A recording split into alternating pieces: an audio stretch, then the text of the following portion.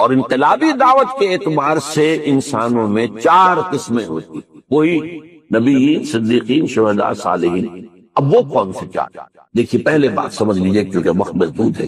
ایک لوگ وہ ہوتے ہیں کہ جب بات سمجھ میں آتی حج کے بعد آباد، اب نہ دائیں دیکھنا ہے نہ بائیں دیکھنا ہے، نہ آگے نہ پیچھے، قبول کرنا ہے بس۔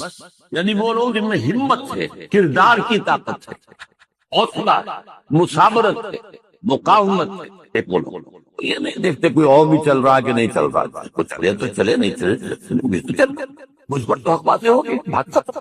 اب کوئی مفاد، کوئی چودراہٹ، کوئی حیثیت، اس کو نہ اندیشہ پہنچ جائے، اس کو نہ خطرہ ہو جائے۔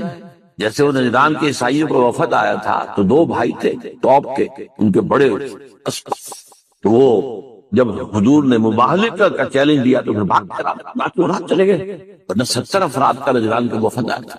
واپسی پر ایک بھائی، چھوٹے بھائی کے گھوڑے نے ٹھوکر کھائی، اس نے کہا اسلام ہلاک ہو جائے وہ دور والا۔ بڑے نے کہا یہ دور والا تم نے کسے کہا ہے؟ اب محمد کو، معاذ اللہ مت کہنا، یہ وہ تو نبی ہے۔ نے کہا پھر نبی ہے تو مانا کیوں نہیں؟ کہنے لگے دیکھو ہمیں کیسر روم میں بڑی سہولتیں دے رکھی، بڑی مراعات دے رکھی، ہماری بڑی حیثیت، اگر ہم اس کو مان لیں گے تو گئے۔ اب یہ انداز ہو۔ ایک میں جو بتا رہا ہوں وہ کیا ہے کہ بات دل میں اتر گئی، حق نے، دل نے گواہی دے دی کہ حق ہے۔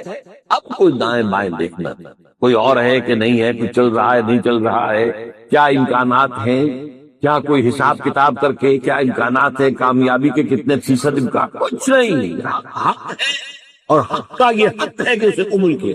اور پھر ہر سے بعد آباد، یہ ہر سے بعد آباد جو کہتے ہیں کیا ہے، یہ اصل ایک شعر ہے۔ ہر سے بعد آباد ماں کشتی دراب انداختے، ہم نے تو کشتی ڈال دی ہے، اب یہ کشتی ڈوبے گی تو ہم بھی ڈوبیں گے، یہ تیرے گی تو ہم تیریں گے۔ Total identification with a cause, کسی مقصد کے لیے، کسی نصب العین کے لیے، ٹوٹل آئیڈینٹیفیکیشن، یہ ایک طرح کا۔ پھر دوسرے نمبر پر آتے ہیں جو حق سمجھ میں تو آ گیا، ویسے بھی ہمت میں بھی کچھ کمی زیادہ نہیں، لیکن وہ دیکھتے ذرا کچھ اور بھی لوگ چلیں، ہمیں تو یہ راستہ ہی پتہ نہیں کیسا آگے آنے والا ہے۔ اگر 2-4 آدمی آگے چلتے نظر آئے تو حوصلہ ہو جاتا ہے، چل رہے ہیں اور بھی چل۔ جیسے آپ کہتے ہیں انچارٹرڈ سیز، ایسے بھی سمندر ہوتے ہیں جن کے بارے میں پتہ نہیں پہلے چٹانیں ہیں کیا ہے، وہ تو جو بنے ہوئے ہوتے ہیں ان کے نقشے، اسی کے مطابق جہاز جلد چلتے ہیں، ادھر ادھر تر جائیں گے، کیا پتا زیر زمین جو ہے چٹانیں، تو آگے کیا ہے، کیا ہوگا، کیسے ہوگا، کچھ پتہ نہیں ہے۔ یہ لوگ ذرا جھجکتے ہیں، کھڑے رہے، سوچ۔ لیکن جب یہ السابقون الاولون پیش قدمی کر کے آگے بڑھ جاتے ہیں، اب ان کی بھی ہمت جو ہے آتی، بھائی ٹھیک ہے انہوں نے چھلانگ لگا دی، لیکن ہوتے ہیں خلوص کے ساتھ، ان میں تھوڑی سی تاخیر تو ہو جاتی ہے، تھوڑا سا دائیں بائیں کی سوچ تو ہے، کچھ اور بھی ہوں، میرے دائیں بھی کوئی چلنے والا ہو، بائیں بھی چلنے والا۔ جیسے جنگ میں آپ کو معلوم ہے ہمیشہ دیکھا جاتا ہے میرے دائیں بائیں کون ہے، یہ دائیں بائیں بھی مضبوط ہے کہ نہیں ہے، کمزور آدمی رکھا ہو۔ اس حوالے سے یہ ہیں وہ لوگ کہ جو پیروی کرتے ہیں ان اگلوں کی، ایک ہے حق کی پیروی، آگے کوئی نہیں نظر آ رہا لیکن حق ہے، قبول کیا بس۔ ان کو کہا والسابقون الاولون من المہاجرین والانصار، پہل سبقت کرنے والے مہاجرین اور انصار۔ اب اس میں دیکھیے زمانی اعتبار سے تو 10 سال کا فرق ہے، انصار میں پہلا مسلمان بھی جو ہے وہ مکے کے پہلے مسلمان کے 10 سال بعد ہی مان لایا، دعوت نہیں پہنچی تھی۔ وہ تو جو عام الحزن ہے 10واں سال حضور کا، جب بعثت کے بعد، اس کے بعد جو ہے وہ 7 آدمی خزرج کے ایمان لائے ہیں، پھر وہاں پر، لیکن پھر وہاں پر یہ دعوت جو ہے جنگل کی آگ کی طرف پھیل گئی۔ نتیجہ یہ ہے کہ یثرب کہلاتا تھا، اب وہ مدینہ النبی بن گیا، مدینہ بن گیا۔ ایک وہ لوگ ہوتے ہیں والسابقون الاولون، انصار میں سے بھی ہے وہ لوگ تھے جن کے سامنے جیسے ہی دعوت آئی فوراً قبول کر لیا، وہ سابقون الاولون میں سے، چاہے ابو بکر سے 10 سال جونیئر ہو گئے، لیکن یہ کہ بہرحال ان کے سامنے جب بھی دعوت آئی ہے اس کے اعتبار سے ان کا وہ جو رد عمل تھا وہ کیا تھا، فوراً۔ والسابقون الاولون من المہاجرین والانصار، یہ سابقون الاولون مہاجرین میں بھی ہیں، انصار میں۔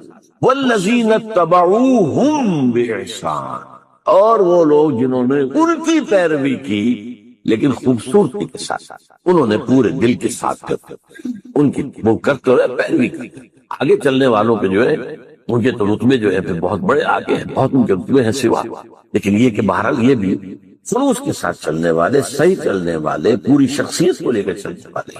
فرمایا رضی اللہ عنہ، یہ دو کیٹیگریز کو وہ ہیں جن کو اب یہ سند اللہ دے رہا، اللہ ان سے راضی ہو گیا، ورضوا عنہ، اور وہ اللہ سے راضی ہو۔ اللہ سے راضی ہو جانا اس دنیا میں بھی، راضی برضائے رب، جو بھی آ رہا ہے اس پر راضی رہنا، اور ایک آخر کو اللہ راضی کر دے گا۔ رضی اللہ عنہم وارضاہم اجمعین، اللہ تعالیٰ ان سے راضی ہو جائے، انہیں راضی کر دے قیامت کے دن۔ رضی اللہ عنہ ورضوا عنہ وعد لهم جنات تجری من تحت الانہار خالدین فیہا ابدا، اور ان کے لیے اس نے ایسے باغات تیار کیے ہیں جن کے نیچے نہریں بہتی ہوں گی، جن میں وہ ہمیشہ ہمیشہ رہیں گے۔ ذالک الفوز العظیم، یہ بہت بڑی کامیابی۔ اب اگر اس وقت آپ کے دل سے دعا نہ نکلے تو یہ بڑی بدنصیبی ہوگی۔ اللہم ربنا اجعلنا منہم، اے اللہ ہمیں بھی اس مقدس گروہ میں شامل ہونے کی توفیق، کہ جیسے ہی حق واضح ہو جائے فوراً قبول کریں، بالکل پسو پیش نہ ہو، جسے آپ کہتے ہیں ڈریگنگ آف دی فیٹ ہی نہ ہو۔ اب تیسری بات آئی، وَمِمَّنْ حَوْلَكُمْ مِنَ الْأَعْرَابِ مُنَافِقُونَ، ارے مسلمانوں تمہارے ارد گرد جو لوگ ہیں اعراب، ان میں منافق ہیں، من اہل المدینہ، اور مدینے والوں میں بھی ہے۔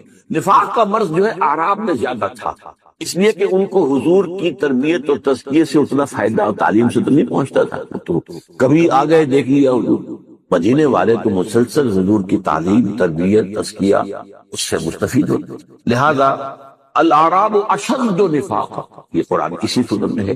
نفاق کا مرض شدید ترین جو تھا وہ اعراب میں تھا، جہاں بھی فرمایا وَمِمَّنْ حَوْلَكُمْ مِنَ الْأَعْرَابِ مُنَافِقُونَ وَمِنْ أَهْلِ الْمَدِينَةِ، اہل مدینہ میں بھی موجود مَرَضُوا عَلَى النِّفَاقِ، یہ نفاق پر اڑ گئے ہیں۔ یہاں ذرا کی بات سمجھ لیجیے، پہلے تو وہ بنیادی فرق شخصیت کا کیا ہے۔ عام لوگ یہ سمجھتے ہیں کہ شاید منافق ہوئی ہوتا ہے یا دھوکہ دینے کے لیے مان لایا، نہیں، وہ منافق نہیں ہوتا۔ اصل میں ایک ہے ذوف ایمان، اس پر بات ہم بعد میں کریں، چوتھی کیٹیگری بعد میں آ رہی ہے۔ ذوف ایمان کا بھی نتیجہ نکلتا ہے بد عملی یا بے عملی یا کم عملی، اچھے کام بھی کیے برے بھی کیے۔ ایک یہ ہوتا ہے کہ ایک شخص نے حق کو قبول کیا اور کھلے دل سے کیا، فیس ویلیو پر قبول کیا کہ ہاں یہ صحیح ہے، لیکن اب اگر مرحلہ آ گیا تو قربانی کا مطالبہ، تو جان عزیز ہے مال عزیز ہے، ان میں وہ ہمت نہیں ہے، وہ قطعیت نہیں ہے، وہ ہر سے بالا مان والی بات نہیں ہے، بلکہ دیکھ بھال کے دائیں دیکھو بائیں دیکھو بھائی، اپنے نفع نقصان کو بھی پہنچا دو، خطرات سے بھی بچو، جان بچاؤ، چلو چلو چلو، لیکن بچ بچ کے چلو، بچ بچ۔ اس کا بڑا خوبصورت نقشہ سورہ حج میں کھینچا۔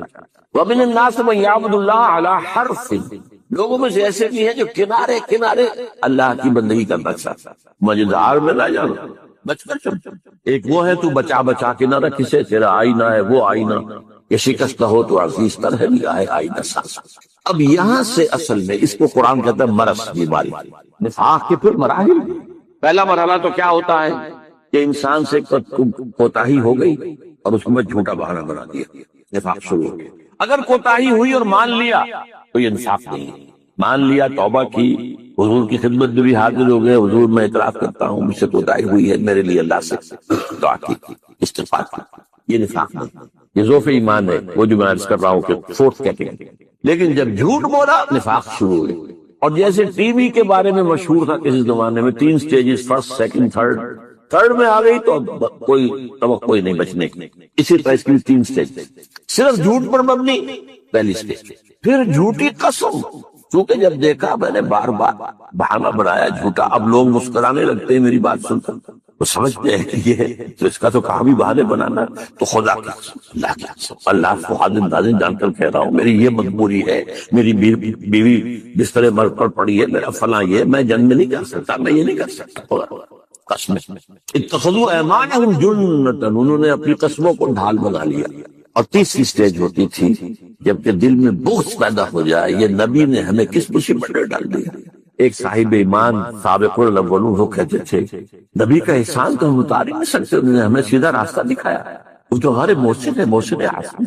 اب یہ کیا کہتے ہیں ہمیں کس مصیبت میں ڈال دیا اس محمد نے آپ کا صلی اللہ علیہ وسلم، خطرے ہی خطرہ۔ اور وہ ان لوگوں کے بارے میں کہتے تھے یہ بیوقوف فینیٹکس ہے، آج کا لفظ فینیٹکس، یہ پاگل نہیں۔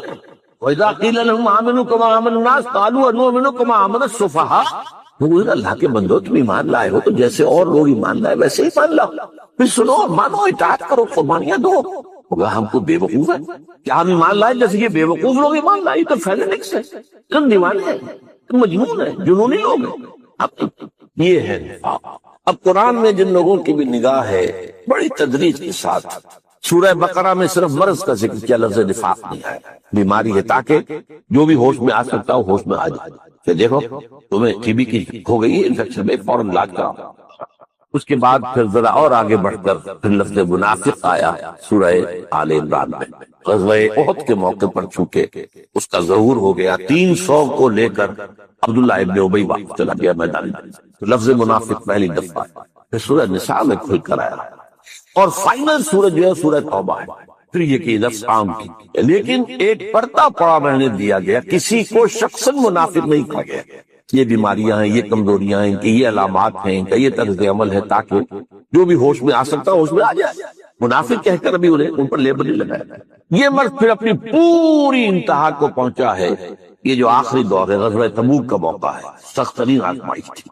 اس کے بعد سے اس لیے لفظ یہاں آیا ہے مردوا علی النفاق، یہ نفاق پر اڑ گئے، انہیں بار بار تنبیہ کی گئی ہے، بار بار تنبیہ کی گئی ہے، ہوش میں آ جاؤ، ایمان لاؤ، صحیح طریقے پر ایمان لاؤ، اور اپنے اس نفاق کا پردہ چاک کر دو۔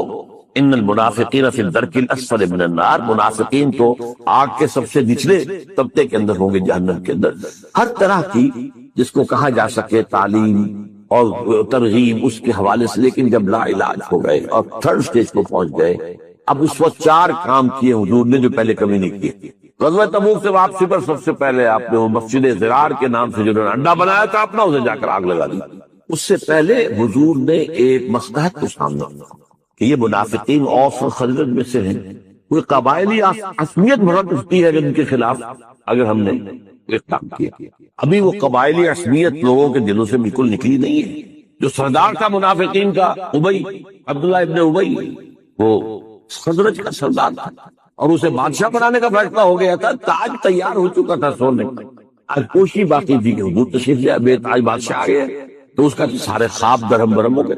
بدترین منافق کوئی تھا، اسے بھی کبھی منافق نہیں کہا، اس کے بھی جنازے کی نماز پڑھا دی، بلکہ اس کے لیے اپنا کرتا بھی دے دیا، اس لیے کہ اس کا بیٹا جو تھا عبداللہ ابن ابی بہت نیک صالح نوجوان، وہ آیا ہے کہ میرے والد کا انتقال ہو گیا، حضور اپنا کرتا عنایت فرما دے، میں اس میں اس کو کفن دے دوں۔ آپ نے کرتا دے دیا۔ حضرت عمر ابھی کیا کر رہے ہیں اس منافقین کے سردار کو؟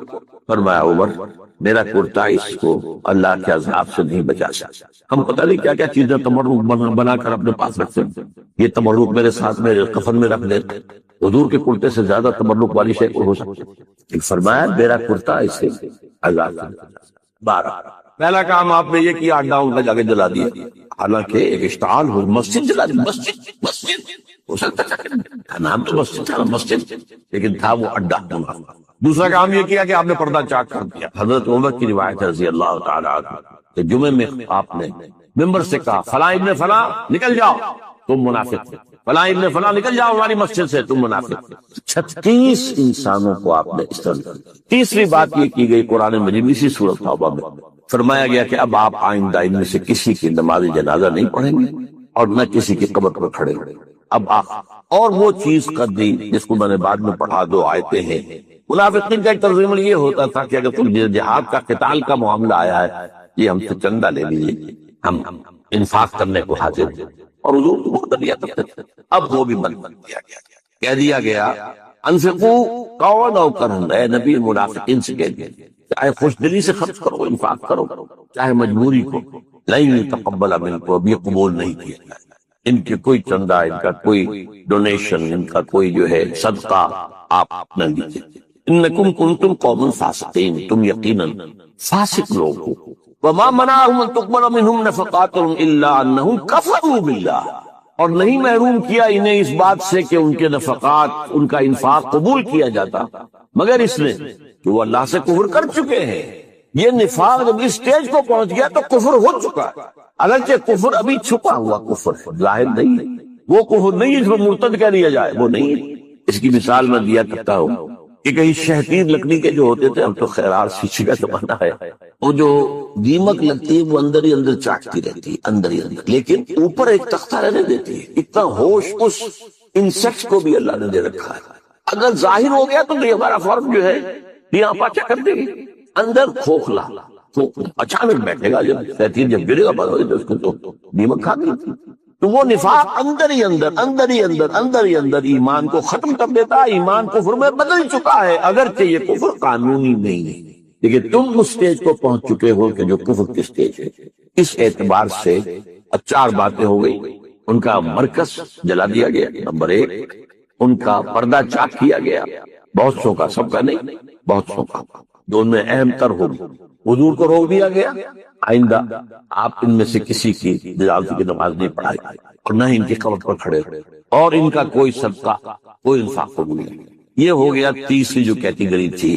وَمِمَّنْ حَوْلَكُم مِّنَ الْأَعْرَابِ مُنَافِقُونَ وَمِنْ أَهْلِ الْمَدِينَةِ مَرَدُوا عَلَى النِّفَاقِ نَحْنُ نَعْلَمُهُمْ سَنُعَذِّبُهُم مَّرَّتَيْنِ، ہم انہیں دوبارہ 2 مرتبہ عذاب دیں گے، ثم يُرَدُّونَ إِلَىٰ عَذَابٍ عَظِيمٍ، اور پھر وہ بڑے عذاب میں ڈال دیے جائیں گے۔ آخرت کا عذاب بڑا ہے، اس سے پہلے برزخ کا عذاب بھی، اس سے پہلے دنیا میں بھی عذاب، جو پردہ چاک ہوا، جو رسوائی ہوئی، یہ سارے کے ساری چیزیں ان کے لیے عذاب کے درجے میں ٹھیک ہے نہیں۔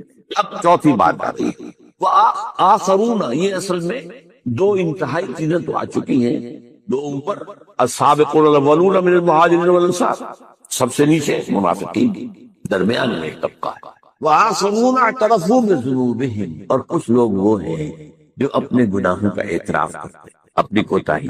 جب حضور واپس آئے ہیں اور آپ نے جواب طلبی کی ہے، کیونکہ اس لیے کہ غزوہ تبوک میں نفیر عام تھی، ہر صاحب ایمان کے لیے جانا لازم، اس سے پہلے کبھی نہیں تھی، چوائس پر ہوتا تھا، جانا چاہیں جائیں، نہیں جانا درجے ہے جانے والوں، لیکن یہاں نفیر عام، لہذا واپسی پر آپ نے جواب طلبی کی، تم کیوں نہیں گئے، تم کیوں نہیں آئے؟ اب منافق قسم کھاتا تھا، جھوٹ بولتا تھا، انہوں نے کہا ٹھیک ہے، قرآن مجید نے بھی کہا دفع کیجئے، اعرض عنہم، اعراض کیجئے، تو پتہ چلا کہ جھوٹ بول رہا ہے آپ سے، کہیں چھپی ہونے والی بات تھی۔ وہ تو آپ صاحب ایمان کے بارے میں بھی اتقوا فراست المؤمن فإنه ينظر بنور اللہ، بندہ مومن کی فراست سے ڈرو، وہ اللہ کے نور سے دیکھتا، تو نبی کس نور سے دیکھتے؟ لیکن ٹھیک ہے جائیے، اہل ایمان ابو حضور کوئی عذر نہیں ہے۔ میرے پاس بھی کعب ابن مالک کی بڑی لمبی حدیث ہے بخاری شریف کی کہ حضور میرے پاس بھی زبان ہے، میں بھی جھوٹ بول سکتا تھا، بہانے بنا سکتا تھا، لیکن میں تسلیم کرتا ہوں کہ جتنا صحت مند میں اس وقت تھا کبھی نہیں تھا، کوئی بیماری نہیں تھی، اور جتنا غنی میں اس وقت تھا اس سے پہلے کبھی نہیں، یہ بھی نہیں تھا کہ میرے پاس زیادہ رہا، بس مجھے میرے نفس نے چکما دیا، تمہاری سانڈنی جو ہے بڑی طاقتور ہے، مضبوط ہے، یہ رسول اللہ تو چلیں گے 30,000 کا لشکر لے کر تو بڑی سلو رفتار ہوگی نا، تم 2-4 دن اور ٹھنڈی چھاؤں گھر کی راحتیں جو ہے ان سے مستفید ہو رہے، پھر تیزی کے ساتھ دوڑتے ہوئے جا کے مل جانا۔ ہر روز یہی چکما اور نس دے رہا، میں چکمے میں آتا چلا گیا، ایک روز اچانک محسوس ہوا کہ اب تو میں چاہے کتنا ہی تیز چلوں آپ کو نہیں مل سکتا، بیٹھ گئے، انہیں پھر سزا بائیکاٹ کیا گیا، حکم دے گیا کہ کوئی صاحب ایمان سے بات کریے، 3 صحابہ، اب ان کے بارے میں جو فرمایا جا رہا ہے یہاں سے کیٹیگری تو آپ نے سمجھ لی، وآخرون اعترفوا بذنوبہم خلطوا عملا صالحا وآخر سیئا، انہوں نے گڑبڑ کر لیے ہیں اپنے اندر، اچھے کام بھی برے کام۔ ظاہر بات ہے کہ اگر ایمان زیادہ مضبوط نہیں ہے تو کیا ہوگا، گناہوں کا صدور، لیکن معافی مانگے گا آدمی، استغفار کر لے گا، توبہ کر لے گا، اللہ معاف فرمانے والا، لیکن رہے گا تو ایسے ہی دعوت ڈول، کبھی ادھر کبھی ادھر۔ تو خلطوا عملا صالحا وآخر سیئا، انہوں نے خلط ملط کر دیے ہیں، نیک اعمال بھی اور برے اعمال بھی۔ عسى اللہ یتوب علیہ، امید ہے کہ اللہ ان پر عنایت فرمائے گا، ان کی توبہ قبول کر دے گا، ان کے استغفار کو شرف قبولیت عطا کر دے گا۔ ان اللہ غفور رحیم، یقین اللہ غفور رحیم ہے۔